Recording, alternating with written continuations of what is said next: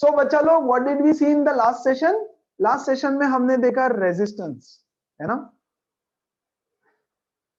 Resistance, it is the opposition offered to the flow of electron. हमने बोला resistance is directly proportional to length of the conductor. हमने बोला resistance is inversely proportional to the area of cross section. हमने बोला resistance is directly proportional to temperature. और हमने बोला resistance is directly proportional, या sorry, resistance depends on material. Material, material अगर good conductor है तो लो रेजिस्टेंस, बैड कंडक्टर है तो ज्यादा रेजिस्टेंस। ठीक है, फिर हमने बोला R is directly proportional to L। हाँ, हमने बोला R is inversely proportional to area, है ना? अब देखो इसका क्या मतलब हुआ, ये वायर है तो इसका रेजिस्टेंस कम रहेगा, ये वायर है तो इसका रेजिस्टेंस ज्यादा रहेगा। ठीक है, लंबा है तो ज्यादा, ये जैसे वायर है, जैसे रेजिस्टेंस बढ़ेगा वैसे वैसे वायर बढ़ेगी। जैसे जैसे वायर बढ़ेगा वैसे वैसे सॉरी रेजिस्टेंस सॉरी बढ़ेगा। सॉरी वायर आपने लंबा कर दिया तो रेजिस्टेंस ज्यादा हो जाएगा। ओके, और यस ये है पतला वायर, छोटा सा थिन वायर है, थिन वायर में बहुत सारा रेजिस्टेंस रहेगा, तो बच्चों इसका रेजिस्टेंस ज्यादा। और यही लेंथ का वायर मोटा ले लूं मैं तो इसका रेजिस्टेंस कम हो जाता है। वेरी गुड, मतलब resistance depends on the dimensions of the material, material के डायमेंशंस पे डिपेंड करता है ना? Yes, resistance depends on the dimensions, shape, size वगैरह वगैरह। Yes, depends on the dimensions. It also depends on the material and temperature. बच्चों याद रखो, resistance depends on material and temperature. Very good, इन दोनों को हमने कंबाइन किया और बोला is proportional to L by A। Proportionality sign हटाया, कांस्टेंट ऑफ प्रोपोर्शनलिटी डाल दिया rho, L by A। Very good, हमने इसको रीअरेंज किया और लिखा rho is equal to R into A by L। हमने बोला A इज इक्वल टू 1 डाल दो, L इज इक्वल टू 1 डाल दो, तो rho is equal to R, and that was the definition of resistivity. क्या जरूरत है रेजिस्टिविटी की और क्या है रेजिस्टिविटी? अच्छा, अब ना मैं आपको बोलता हूँ बच्चा, है ना, यू आर एन इंजीनियर या कोई भी टेक्नीशियन है, इंजीनियर है, आप कुछ बना रहे हो, है ना? आपको करंट यहां से लेकर के यहां पर लेके जाना है, यहां से यहां पर आपको करंट लेके जाना है। यस, वेरी गुड, है ना? अब मैं आपको बोलता हूं, आपको मैं दो चॉइसेस देता हूं, आई गिव यू टू चॉइसेस, या तो कॉपर वायर यूज करो, है ना, या तो फिर फॉर एग्जांपल, चलो मैं कॉपर नहीं लिखता हूं, कॉपर लिखता हूं तो आपका आंसर आसान हो जाएगा, या तो एल्यूमिनियम वायर यूज कर सकते हो या तो जिंक वायर यूज कर सकते हो। फॉर एग्जाम्पल एल्यूमिनियम वायर या कॉपर वायर यूज कर सकते हो, है ना? और जितना जल्दी यहां से यहां पे करंट पहुंचेगा, यस, ये खुश हो जाएगी। जितना जल्दी करंट यहां से यहां पहुंचेगा, शी विल बी हैप्पी, है ना? वायर का डायमेंशन सेम है, वायर का डायमेंशन सेम है, यस, लेंथ सेम है दोनों का, थिकनेस सेम है दोनों का। कौन सा वायर चूज करोगे और क्यों? यस, कौन सा वायर चूज करोगे, क्यों? कौन सा वायर आपको चाहिए होगा? आपको चाहिए होगा वो वायर जिसका रेजिस्टेंस कम है, जिसका रेजिस्टेंस कम है ना? जिसका रेजिस्टेंस कम है। कैसे फाइंड करूं मैं दोनों वायर का रेजिस्टेंस? यस, मैं लूंगा इसका 1 मीटर और इसका भी 1 मीटर। ये देखो, एल्यूमिनियम का मैंने लिया 1 मीटर और यूनिट थिकनेस, इसका भी मैंने लूंगा जिंक का 1 मीटर वायर, है ना, और यूनिट थिकनेस, और इसका रेजिस्टेंस फाइंड आउट करूंगा और इसका भी रेजिस्टेंस फाइंड आउट करूंगा। यस, तो अगर आपको दो मटेरियल को कंपेयर करना है कि किसका रेजिस्टेंस, अच्छा देखो, एक और चीज बताता हूं, यह है आपके पास एल्यूमिनियम वायर और मैंने आपको दे दिया ये जिंक वायर, ये मोटा है, ये है जिंक वायर, बहुत मोटा, है ना? तो आप क्या बोलोगे, सर मैं तो जिंक वायर यूज करूंगा, खटाक से, व्हाट विल यू से? मैं तो जिंक वायर यूज करूंगा ताकि मेरा करंट जल्दी से यहाँ इसके पास पहुंच जाए, हाँ कि नहीं? यस, लेकिन जरूरी यस थोड़ी ना है, जरूरी नहीं है। क्यों जरूरी नहीं है बताता हूं।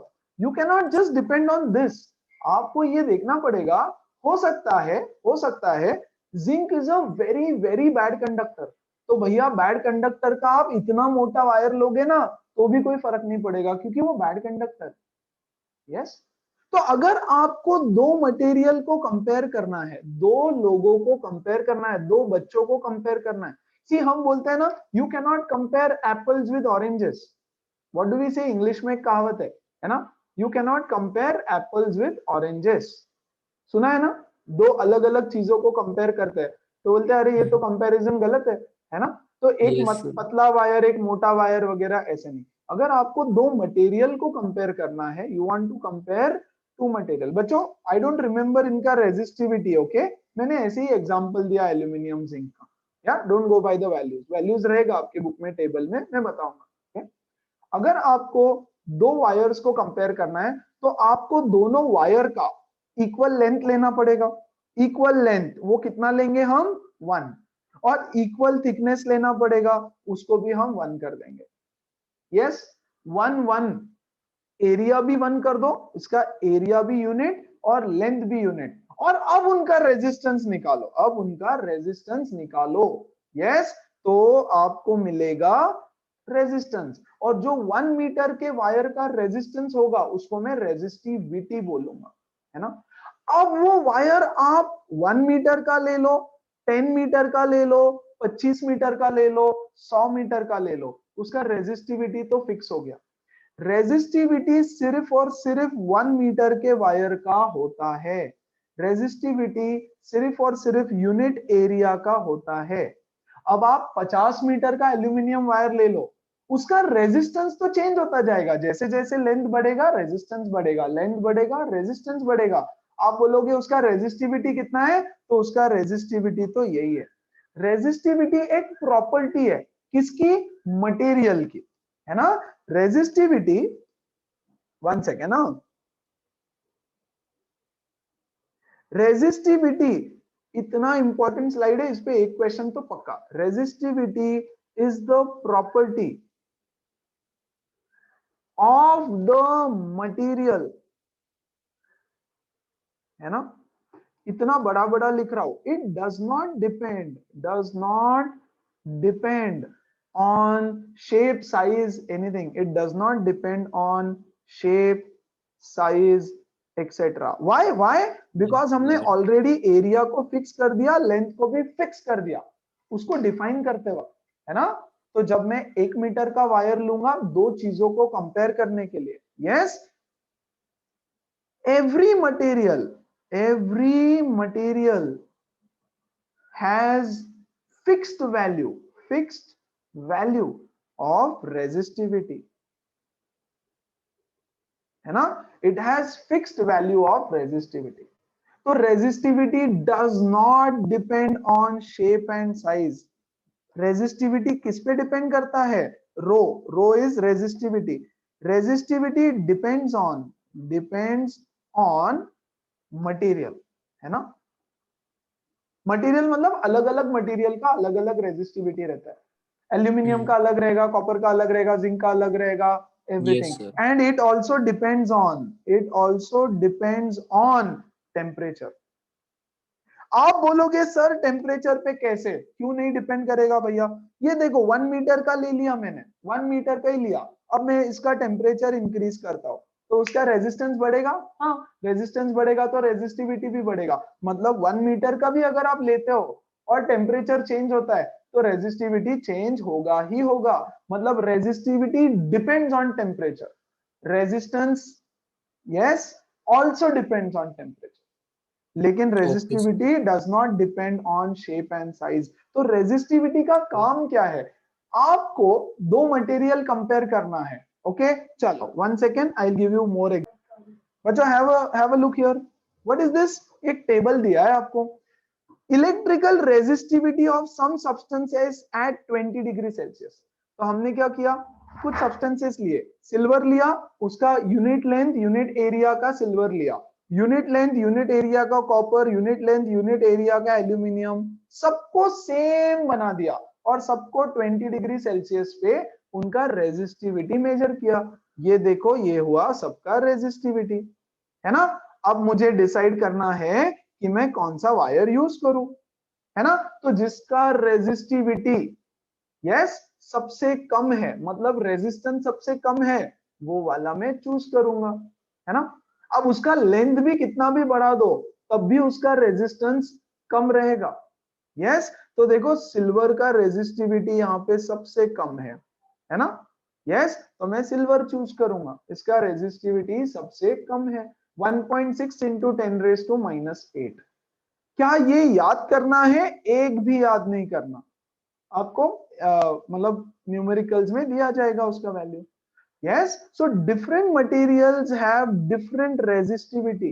resistivity क्या होता है? 1 मीटर इक्वल बना दो सबको, सेम साइज डायमेंशन, और उसका रेजिस्टेंस चेक करो तो आपको रेजिस्टिविटी मिलेगा। तो resistivity does not depend on shape size but it definitely depends on material. It depends on material and it depends on temperature also. कैसे डिपेंड करता है टेम्परेचर पे? Resistivity is directly proportional to temperature. तो ऐसा बोलते हैं resistivity is a property of the material. Material का property है, it is not the property of shape size etcetera. It depends only on material. तो क्यों यूज कर रहे हैं? कंपैरिजन के लिए यूज कर रहे हैं, है ना। क्योंकि लेंथ बढ़ेगा तो ऐसा चीज चाहिए मुझे जो चेंज ना हो, है कंपैरिजन के लिए, राइट। तो हम यूज करते हैं समथिंग कॉल्ड एज रेजिस्टिविटी। तो रेजिस्टिविटी वो चीज है, it is nothing but it is equal to resistance. Resistivity is equal to resistance of a wire of unit length and unit area of cross section, है ना। क्या सब लोगों को समझ में आया difference between resistance and resistivity? देखो let's do a few questions, okay, based on resistance and resistivity. A short question for your exam. Electrical resistivity of a given wire depends on resistivity, does not depend on length, does not depend on thickness, does not depend on shape. It depends on the nature of the material. कैसा material है? Zinc है, aluminium है, copper है, gold है, metal है, non metal है, alloy है, कैसा है, उस पर डिपेंड करता है रेजिस्टिविटी। Short question, okay. चलो वन मोर क्वेश्चन, देखो यहां पे आ जाओ।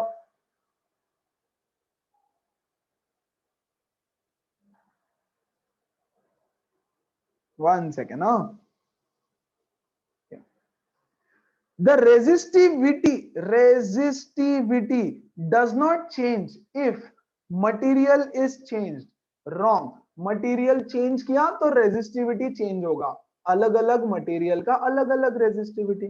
Temperature is changed, wrong. Temperature change किया तो रेजिस्टिविटी चेंज होता है ना। Both material and temperature change, it does not change if the shape is change. So this is the right option.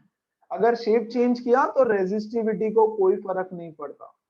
I mean it, हर बच्चे के school exam में ये question guaranteed, पक्का, right. So resistivity does not depend on shape, right, does not change if the shape of the conductor is change. Yes. ये ले लो, ये ले लो, ये ले लो, सबका रेजिस्टिविटी सेम रहता है।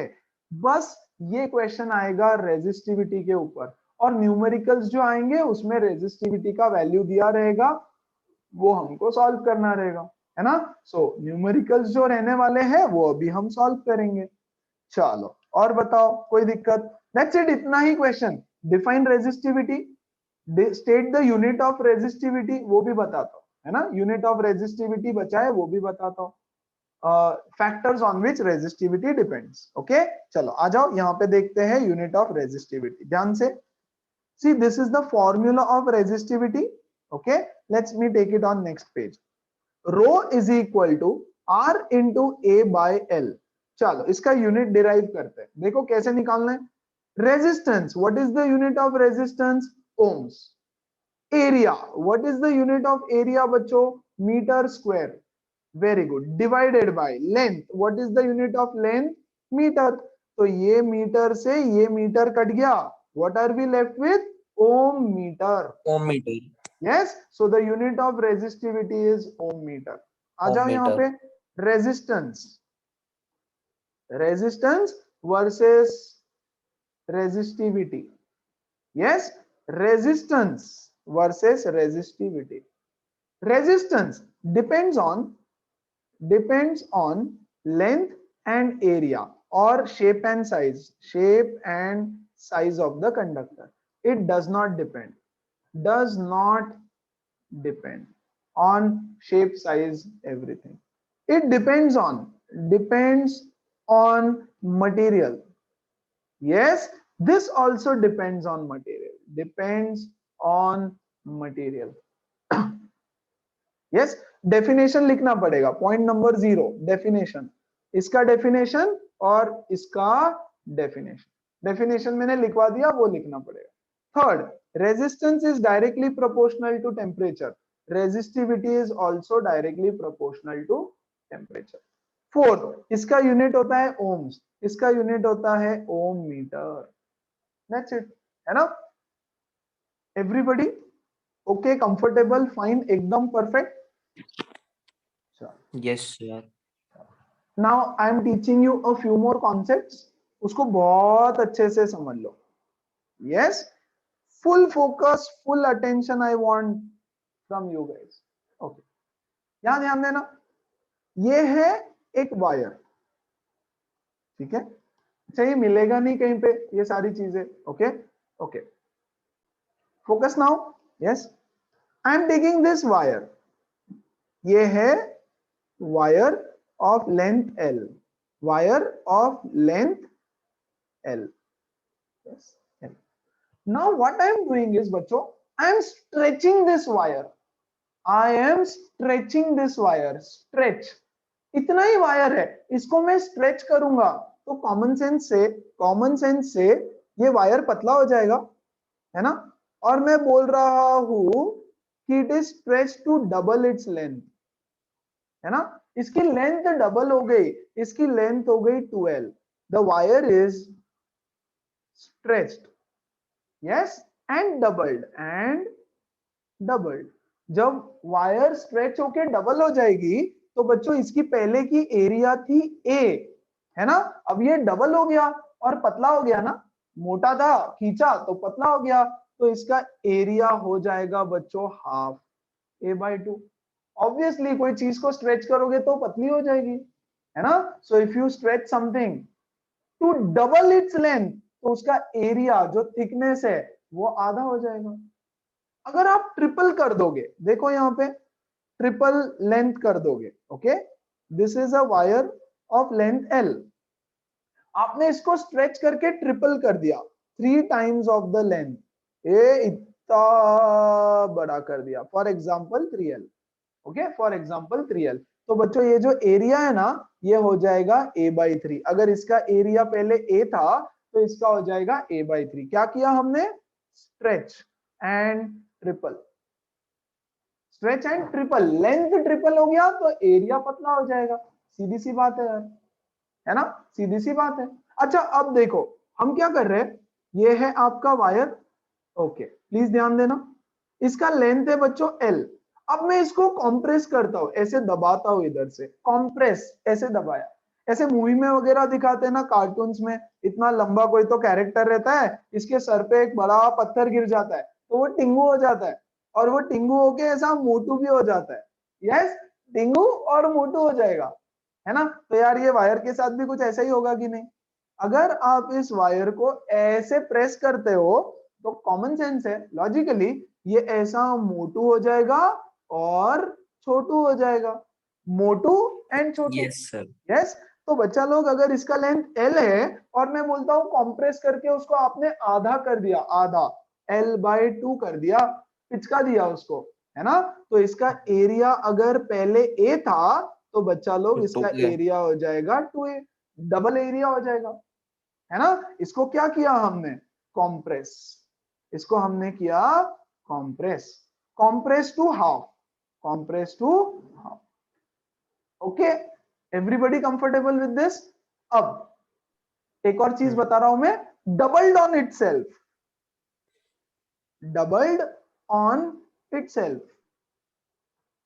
ये क्या है? ये वर्ड्स आपको आपके न्यूमेरिकल्स में मिलेंगे, है ना. Stretched, doubled, compress, doubled on itself मतलब क्या, मतलब ये है हमारा वायर, इसका लेंथ है L और इसका एरिया है A।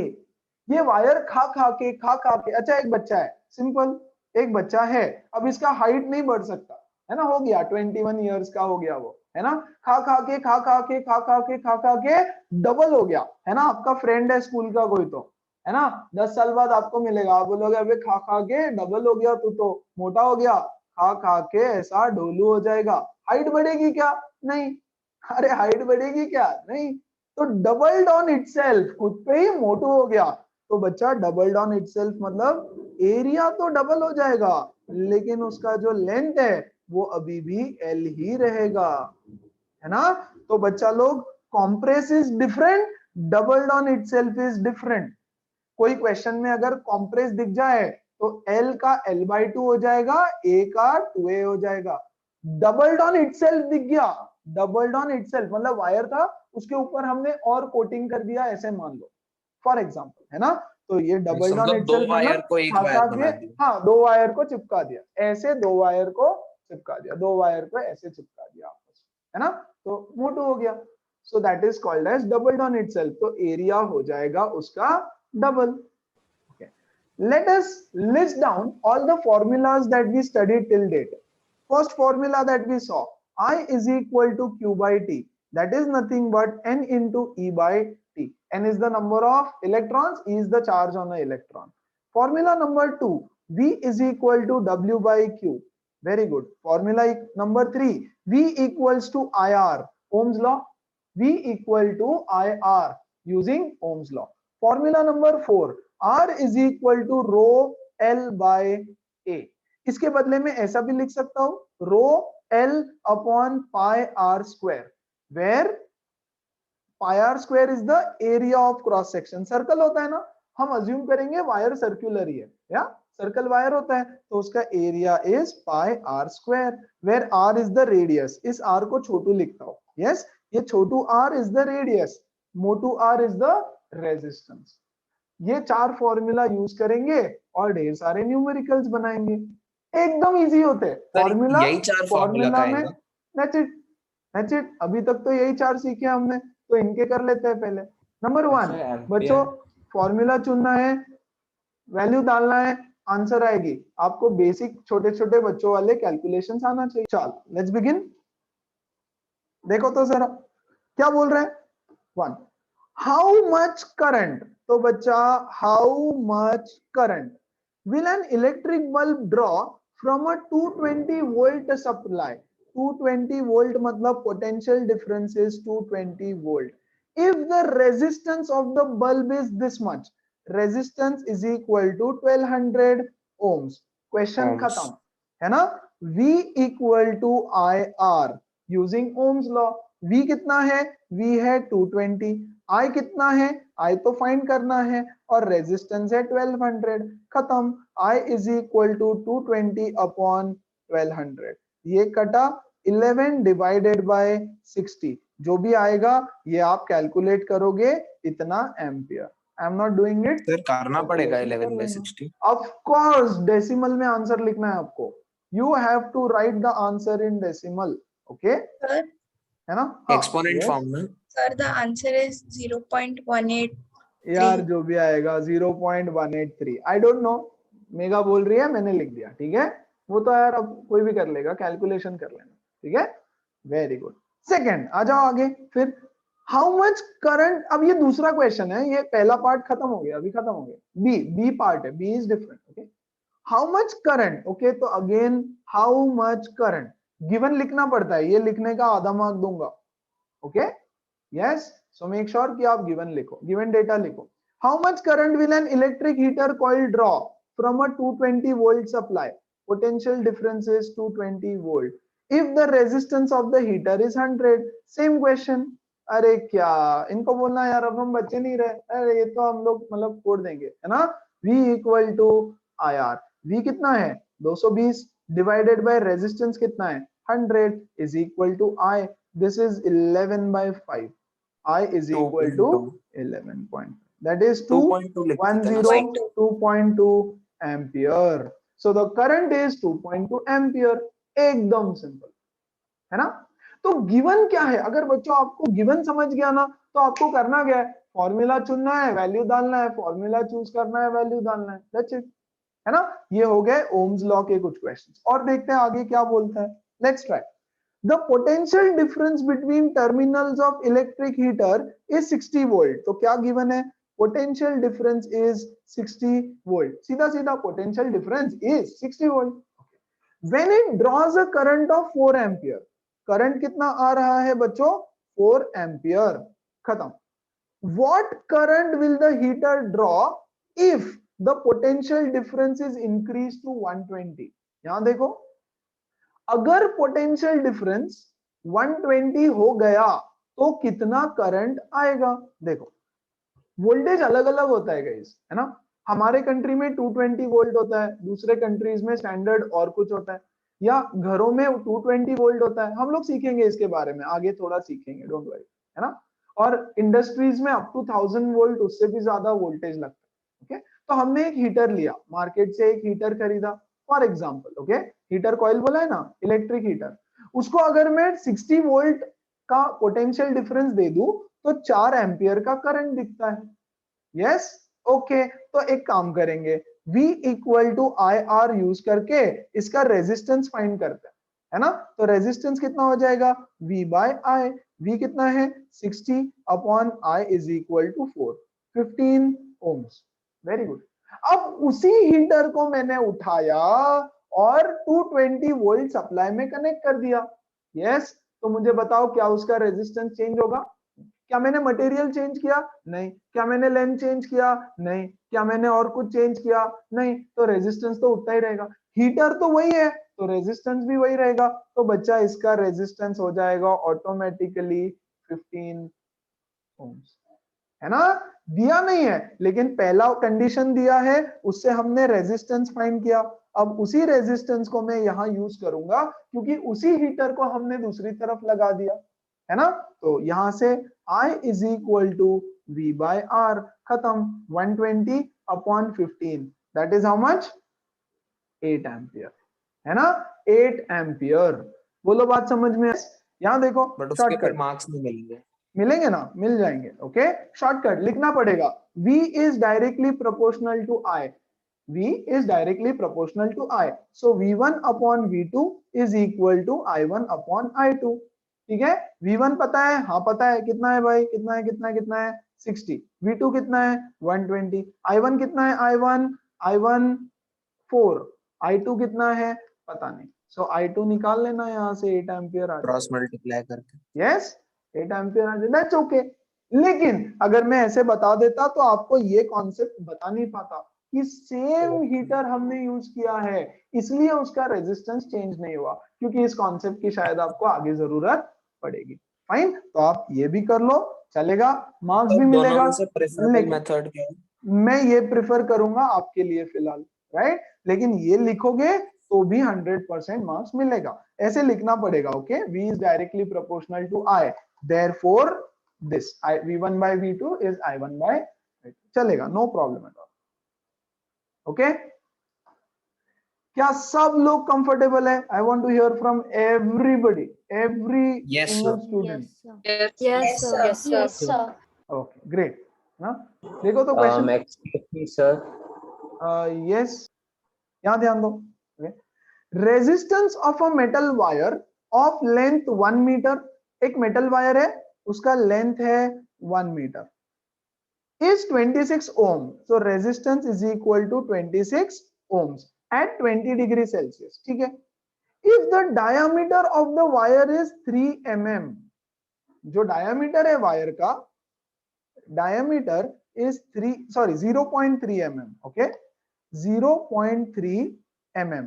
तो क्या मैं इसको लिख सकता हूं बच्चों 0.3 इंटू 10⁻³ मीटर। तो उसका रेडियस कितना हो जाएगा, रेडियस हो जाएगा, अच्छा इसको मैं और थोड़ा सिंप्लीफाई कर देता हूं, ठीक है, इसको मैं लिखता हूं 3 into 10⁻⁴ metre is the diameter. तो बच्चा रेडियस कितना हो जाएगा, रेडियस हो जाएगा 3 इंटू 10⁻⁴ डिवाइडेड बाय 2 मीटर, है ना। which is 1.5 into 10 raised to minus 4. 10 raised to minus 4 meter is the radius of the wire. Is the radius of the wire. ठीक, क्या दिया है? लेंथ दिया है, रेजिस्टेंस दिया है, रेडियस भी दे दिया. बोल रहा है what will be the resistivity of the metal at that temperature. What will be the resistivity? So we know that resistance is equal to rho L by A. Rho is equal to R into A by L. Very good. R into area is pi R square divided by L. Put all the values, solve the question. Okay, R कितना है? 26 ohms. Pi is 22 by 7 into radius का square 1 point. अच्छा, मैं इसको बच्चों और simplify कर दूं क्या? इसको मैं लिख देता हूं 15 into 10 raised to minus 5 metre. चलेगा? 15 into 10 raised to minus 5. तो ये हो गया पाई. इसको मैं लिखता हूं 15 का square into 10 raised to minus 4 का square divided by L. L तो 1 मीटर है. Very good. Just solve this, you get the resistivity. Just solve this, you get the resistivity. 26 into 22 into 225 into 10 raised to minus 8 divided by 7. I'll tell you how to solve this. करना आपको है, पहले इन तीनों को multiply करो. अगर आपको correct answer चाहिए बुक के हिसाब से एग्जैक्ट, तो multiply all of these three. हाँ, थोड़ा सा डिफिकल्ट नहीं, लेंदी है. यही क्वेश्चन ऐसा है पूरे बुक में जो बहुत लेंदी आ रहा है. ओके, सो 26 into 22 into 225 मल्टीप्लाई करो उसको, जो भी बड़ा सा नंबर आएगा उसको 7 से डिवाइड करना into 10 raised to minus 8. Yes, that is your answer. Unit ohm meter. Unit नहीं लिखा, आधा मार्क गया. Given नहीं लिखा, आधा मार्क गया. Okay, so make sure you write the units and you write the given thing. Super. Sir मेरे को डाउट था पिछले क्वेश्चन में, अभी बोल दो. छोटा सा डाउट है. Yes, tell me. Sorry, है ना? ये बच्चा 10 raised to minus 5 हो गया है ना हमारा. 15 into 10 raised to minus 5. ठीक है, तो ये हो जाएगा 10 raised to minus 10. Thank you, है ना? ये देखो 10 raised to minus 5 है, तो 10 raised to minus 5 स्क्वायर करेंगे तो 10 raised to minus 10. ठीक है, अब इसको लिखने का तरीका, इसको लिखना. अच्छा, यहाँ पर भी हो जाएगा 10 raised to minus 10. आपका जो भी आंसर यहाँ पे आएगा ना बच्चों, इसको सिंगल डेसिमल में लिखना है आपको. सिंगल मतलब 1 point something, 3 point something. तो आखिरी में अगर डेसिमल शिफ्ट करना, स्टैंडर्ड फॉर्म बोलते हैं उसको, 8th स्टैंडर्ड में सीखा है आपने, है ना? 24.562 ऐसे आंसर आया तो आपको लिखना पड़ेगा 2.4562 into 10 raised to minus 1. yes, whatever. समझ में आया सबको? Everybody into 10 raised to minus 1 नहीं, into 10, है ना? तो ऐसे लिखना पड़ेगा. फाइन, तो उसको 1 डेसिमल के फॉर्म में लिखना. तो जब 1 डेसिमल के फॉर्म में लिखोगे तो ये 10 raised to minus 10 चेंज भी हो सकता है. और आंसर टेक्स्ट बुक से चेक कर लेना, है ना? टेक्स्ट बुक का क्वेश्चन उठाया है, आ जाओ. Very important question. A wire of length, a wire of given material having length L and area of cross section A has a resistance of 4. Okay, what would be the resistance of another wire of the same material? Material तो same है भैया, है ना? जिसका length हो गया L/2 and area हो गया 2A. ओके, क्या किया? कुछ नहीं किया. देखो, एक वायर है, वेरी गुड, इसका लेंथ है L और इसका एरिया है A. Yes, very good. दूसरा वायर है, इसका लेंथ है L/2 और एरिया है 2A. मोटा हो गया, वो मोटा है ना, स्ट्रेच कर दिया उसको. स्ट्रेच नहीं, कॉम्प्रेस कर दिया, कॉम्प्रेस. ये हो गया L/2 और इसका एरिया हो गया 2A. बोल रहा है इसका रेजिस्टेंस बताओ. इसका रेजिस्टेंस है 4 ohms, इसका रेजिस्टेंस बोल रहा है बता दो हमको. सेम मटेरियल है ना, तो सिर्फ डायमेंशन चेंज हो गए. डायमेंशन चेंज हो गया तो भैया उसका रेजिस्टेंस चेंज हो जाएगा. चलो, इसको मैं R1 बोल दूं. ओके, है ना? तो मैं बोलता हूं late L1 is equal to L, R1 is equal to this and area 1 is equal to A, दिया है ना स्मॉल एल ए, इसको मैं बोलता हूं L2 is equal to L by 2, yes A2 is equal to 2A, please ध्यान देना A2 is equal to 2A, A2 is equal to 2A, R1 is equal to 4, R2 is equal to question mark. बहुत बढ़िया, ध्यान दो। Number 1 we know that R is equal to rho L by A, है ना, ये formula है। Yes तो यहाँ पे R कितना है, R है 4 ohms, वेरी गुड, है ना। चलो रहने दो, R1 रहने दो, okay let's keep it R1 बच्चा। R1 is equal to rho L by A, ऐसे आ जाएगा, वेरी गुड। यहाँ पे आ जाओ, इसके लिए R is equal to rho L by A, this is our main formula, very good. R कितना है, R2 इज इक्वल टू, रो तो रो ही रहेगा बिकॉज मटेरियल इज सेम, तो इसका भी रो सेम, इसका भी रो सेम, तो रो लेंथ कितना है L बाई 2, A कितना है 2A, है ना। इसको सॉल्व कर लो थोड़ा सा, R2 is equal to rho into L divided by 4A, divided by 4A, very good. इसकी वैल्यू क्या है बताओ, इसकी वैल्यू है R1, ये देखो R1 is equal to rho L by A, तो can I write this equal to, yes R1 divided by 4, R1 divided by 4, very good. तो मुझे मिलेगा R2 is equal to R1 divided by 4, बच्चा R1 कितना है, R1 है 4 divided by 4, that is equal to 1 ohms, and that is your answer. क्या सबको समझ में आया क्या किया, Yes, sir. डोंट वरी, यहां ध्यान दो। अब मैं कुछ क्वेश्चंस खुद से दे रहा हूं, एग्जाम में आएंगे as it is. Yes 1, a wire is stretched such that its length is doubled. Find the a wire of resistance R बोल देता, a wire of resistance R is stretched such that its length is doubled. Find the resistance of new wire, new wire।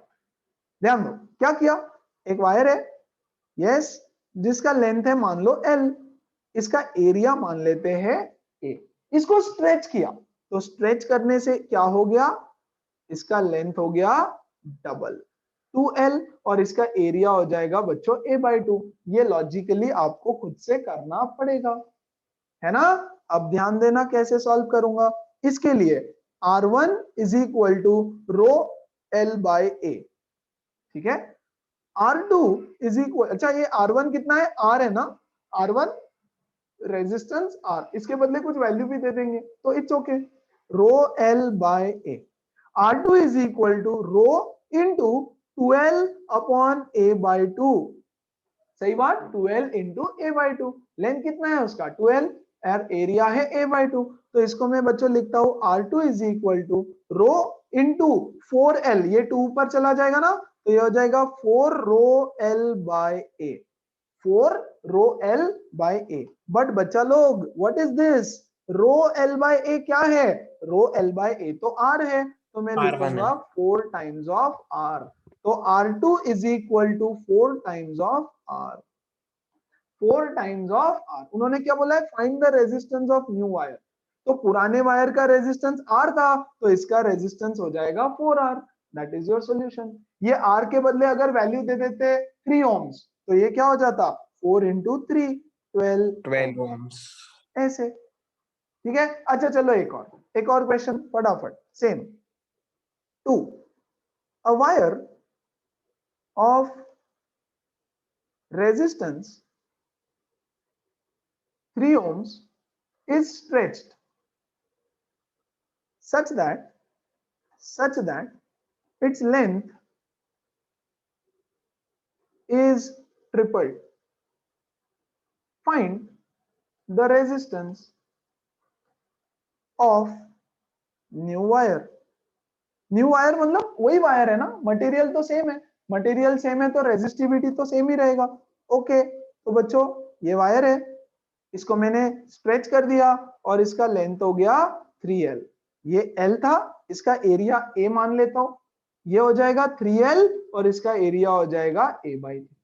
Very good, same to same exam में आते हैं questions. Okay, R is equal to R1 is equal to rho L by A। Okay, very good. R2 is equal to rho 3L upon A/3।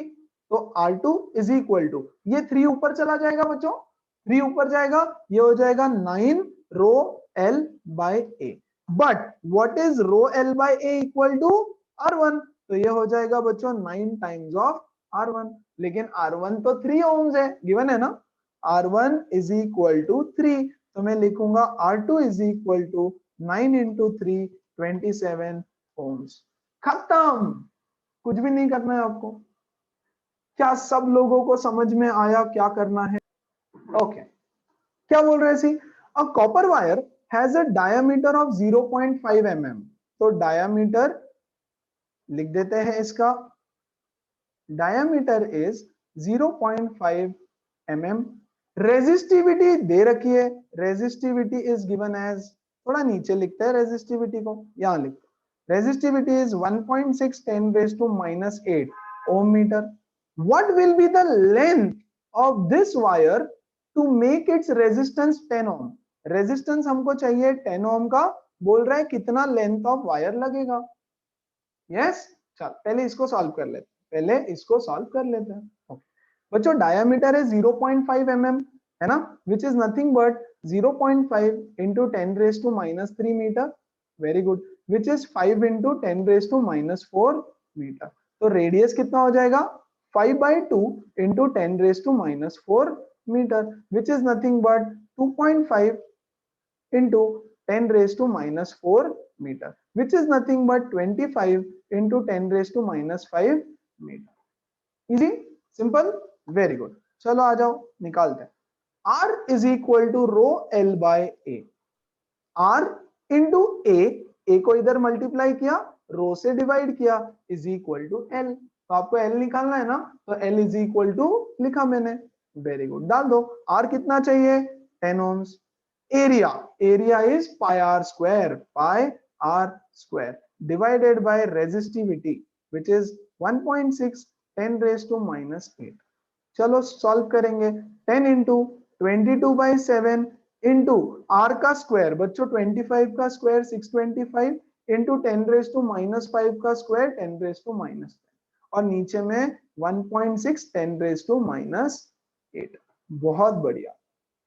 चलो कैसे solve करें इसको, इसको मैं लिखता हूं बच्चों 10 इंटू 22 इंटू 625 है ना, नीचे में मैं लिख रहा हूं 7 इंटू 1.6 है ना, इसको मैं लिखता हूं 16 इंटू 10 raised to -9 और ऊपर 10 raised to -10 तो ऑलरेडी है। ठीक है, चलो इसको सिंप्लीफाई करने की कोशिश करेंगे। 2 8 जा 2 5 जा, अच्छा इसको मत कट करो है ना, इसको रहने दो ऐसे ही फिलहाल, इसको 10 रहने दो, या 2 8 जा एंड 2 11 जा। फाइन, अब क्या करें, अब क्या करें, अब क्या करें, छोटा कर दे, नहीं छोड़ो ऐसे ही रखो। 11 इंटू 625 इंटू ये हो जाएगा बच्चों 10 raised to -9 है ना, 10 raised to -9 divided by 7 into 8 into 10 raised to -9। ये 10 raised to -9 से 10 raised to -9 कट गया। इसको कैसे सॉल्व करें भैया, डिवीजन करना पड़ेगा। दो रास्ते हैं, मैं आपको दो सिंपल तरीके बता सकता हूं। परफेक्ट बुक का आंसर मैच करना होगा तो क्या करना पड़ेगा ये भी बताता हूं, है ना। 11 को 7 से डिवाइड करो, 11 को 7 से डिवाइड करो, सिंपल है, हाँ जो भी वैल्यू आएगी वो।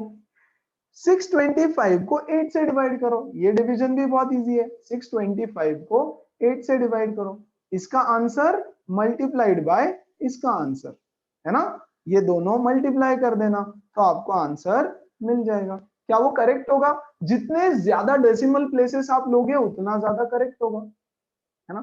दूसरा ऑप्शन 11 इंटू 625 करो, पहले मल्टीप्लीकेशन करो ये वाला and then divide by 56 which is difficult, which is difficult है ना, बट आपका आंसर बुक से मैच होगा अगर आप ये करोगे तो, ये करोगे तो भी करेक्ट है, डेसिमल ज्यादा लेना, एटलीस्ट टेक 2 डेसिमल्स, तो आपका आंसर परफेक्ट आ जाएगा। सो डू व्हाटएवर, ये कैलकुलेशन तो आप करोगे, मल्टीप्लिकेशन डिवीजन थोड़ी सिखाऊंगा, है ना। यस तो सब कुछ दे रखा था आपको, एल निकालना था, दैट्स इट, खत्म, क्लियर है। Yes I am just assuming that कि ये आंसर है या करेक्ट है क्योंकि किसी ने बोल दिया। यहां देखो, how much does the resistance change if the diameter is doubled. Yes diameter double कर दिया तो रेजिस्टेंस कितना चेंज होगा, आ जाओ यहाँ पे, इसको तो हमको पता है, डायामीटर डबल Yes, कर sir. दिया, अगर डायामीटर डबल करे तो एरिया कितना हो जाएगा, एरिया यहाँ ऑफ ध्यान दो। क्रॉस सेक्शन डबल हो जाएगा। अच्छा डबल हो जाएगा, मुझे तो नहीं लगता डबल होगा, सिंपल, यहाँ देखो बच्चों, है ना, ये है रेडियस आर, ध्यान दो अच्छे से, ओके, ये है रेडियस आर, आर रेडियस है ना, तो एरिया हो जाएगा पाई आर स्क्वायर, ठीक है। अब डायामीटर डबल किया मतलब रेडियस भी डबल हुआ, डायामीटर डबल मतलब रेडियस भी डबल, हाँ कि नहीं, तो ये रेडियस हो गया बच्चों डबल, तो ये रेडियस कितना हो जाएगा 2r, रेडियस कितना हो जाएगा 2r, वेरी गुड, तो इसका एरिया कितना हो जाएगा देखो a2, ये है a1, ये है a2, a2 is equal to pi into 2r का square which is nothing but 4 pi r square which is nothing but 4 times of a1, है ना, तो एरिया 4 टाइम्स हो जाता है, अरे बेटा स्क्वायर है, डायामीटर डबल किया है, मैंने जो समझा क्वेश्चन सर, लिखा है समझा। उसमें तो एरिया डबल किया था डायरेक्ट, यहाँ एरिया डबल नहीं किया है, यहाँ डायामीटर डबल किया है ना, Yes, तो बच्चा समझा। लोग डायामीटर डबल मतलब yes radius double, yes radius double, radius double मतलब एरिया 4 टाइम्स से बढ़ गया। अच्छा चलो रेडियस ट्रिपल किया तो एरिया कितने से बढ़ेगा, 9 9 टाइम्स से, है ना, स्क्वायर स्क्वायर स्क्वायर हो हो रहा जाता है, स्क्वायर हो रहा है ना, स्क्वायर हो रहा है ना। अब खत्म हो गया, अब हमारा सवाल आगे बढ़ाते हैं, हमको तो पता है ये है कोई तो वायर, इसका रेजिस्टेंस कितना है 10 ओम, ये है दूसरा वायर, इसका डायामीटर डबल, इसका एरिया ए मान लेता हूं, हाँ तो इसका हो जाएगा 4a, आपको बीच में ये भी कैलकुलेशन करना है ना, 4a, ओके सर। चलो इसका लेंथ भी उतना ही है, लेंथ के बारे में कुछ बोला क्या, did they use the word stretch, no, did they use the word compress, no, बस बोला है डायामीटर हमने बढ़ा दिया कुछ तो करके, तो लेंथ को लेंथ ही रहने देना, है ना, r1 is equal to rho L by A, r2 is equal to rho, wire तो सेम है, rho into L by 4a, very good, so rho L upon 4a, very good, ये क्या है, ये तो है r1, सो ये हो 4a1 जाएगा r1 upon 4, yes r1 upon 4, r1 कितना है 10, r1 कितना है 10 divided by 4, so 2.5 ohms, resistance कितना हो जाएगा 2.5 ohms, if the diameter is doubled resistance will become 2.5 ohms, obviously diameter बड़ा कर दिया तो रेजिस्टेंस तो कम होना ही था, है ना, क्या सब लोगों को सारे न्यूमेरिकल, देखो एक क्वेश्चन देता हूं, a wire of resistance 4 ohms is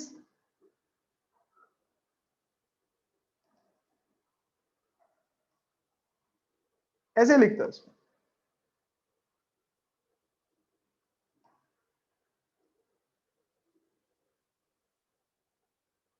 the resistance of a wire is 4 ohms if the length is doubled and area is half, area को मैं हाफ कर देता हूं, ठीक है, कुछ भी हो सकता है, इसके बदले डबल के बदले वो बोलेंगे ट्रिपल और एरिया हाफ, मैं आपको सिर्फ मेथड बता रहा हूं कैसे करना है ना, find the resistance of new wire। चल, तो ये है हमारा वायर, इसका लेंथ में L ले लेता हूं, एरिया A ले लेता हूं। यस, अब कुछ तो किया वायर के साथ, ना स्ट्रेच किया, ना कॉम्प्रेस किया, ना डबल, कुछ तो क्या किया, जो किया वो दे दिया। लेंथ डबल कर दिया भाई, लेंथ डबल कर दिया और एरिया आधा कर दिया। लेंथ हो गया 12, एरिया हो गया आधा। लेंथ हो गया 12, एरिया हो गया हाफ। सर ठीक स्ट्रेच है, ही किया ना। R1 ये क्या गया, एरिया इज हाफ। ठीक है, चलो मैं उसको चेंज कर देता हूं थोड़ा सा, है ना। एरिया, लेंथ इज ट्रिपल ले लो, चलो length is triple and area is half. ठीक है, अब तो ठीक है। अब एग्जैक्टली स्ट्रेच भी नहीं किया, ऐसा कुछ भी आएगा। माय पॉइंट इज ऐसा कुछ भी आएगा, इसको डबल किया, इसको ट्रिपल किया, इसको आधा किया, इसको डबल किया, इसको whatever, yes is, yes sir समझा। है ना। माय पॉइंट इज मैं आपको क्या करना है टेक्निक वो समझा रहा हूँ, right. R1 is equal to rho L by A, very good. R2 is equal to rho into 2L, या ट्रिपल किया ना, ट्रिपल तो 3L, ट्रिपल किया ना तो 3L, 3L upon A by 2, 3L upon A by 2। ये 2 पर जाएगा, ये हो जाएगा 6 रो L बाय A। भैया रो L बाय A तो R1 है ना, तो ये हो जाएगा 6 टाइम्स ऑफ R1। तो 6 टाइम्स ऑफ R1 कितना है 4, तो ये हो जाएगा 24 ओम्स। खत्म, है ना। तो दोनों जो चेंज बोल रहा है वो चेंज करते जाओ। इधर 3L कर दिया तो लेंथ को मैंने 3L ले लिया, इसको हाफ कर दिया तो इसको मैंने A बाय 2 ले लिया। चलो, क्या सबको समझ में आई बात, एवरीबॉडी?